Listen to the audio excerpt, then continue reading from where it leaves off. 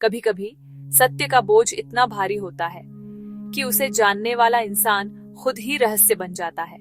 कहानी शुरू होती है बहुत समय पहले उज्जैन नगरी में। राजा विक्रमादित्य अपने अद्वितीय न्याय और साहस के लिए प्रसिद्ध थे। कहते हैं एक बार एक साधु उनके दरबार में आया।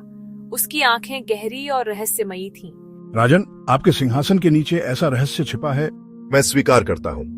रात के अंधेरे में साधु के साथ उन्होंने महल के गुप्त तहखाने का द्वार खोला।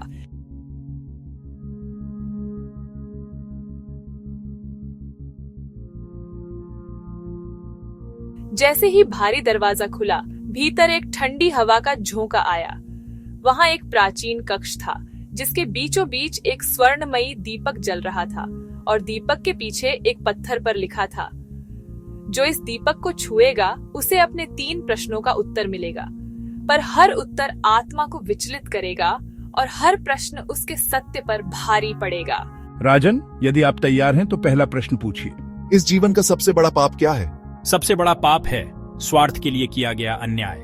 यह पाप किसी युद्ध से नहीं बल्कि आत्मा के पतन से शुरू होता है। राजा का हृदय कांप उठा।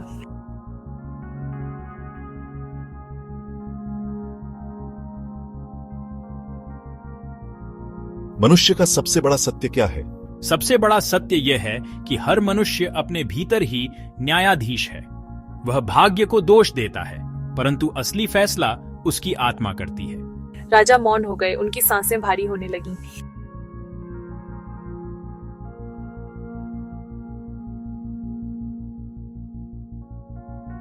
और सबसे बड़ा रहस्य क्या है? सबसे बड़ा रहस्य यह है कि मनुष्य सत्य को जानकर भी उससे भागता है, क्योंकि सत्य हमेशा प्रिय नहीं होता। कभी कभी वह विनाश का दूत भी बन जाता है।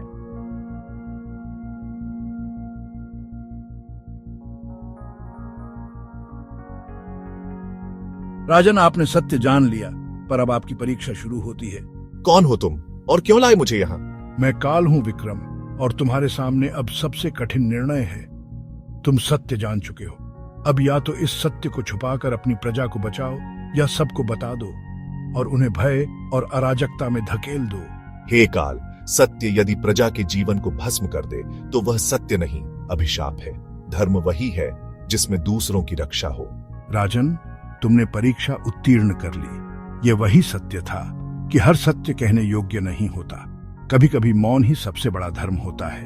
और कहते हैं उस दिन के बाद राजा विक्रमादित्य का चेहरा और भी गंभीर हो गया, पर उनकी आंखों में एक अजीब सी चमक बस गई। हर सत्य उजागर करने योग्य नहीं होता। सच्चा धर्म वही है जिसमें दूसरे की रक्षा हो। यह थी कथा विक्रम और दीपक का रहस्य।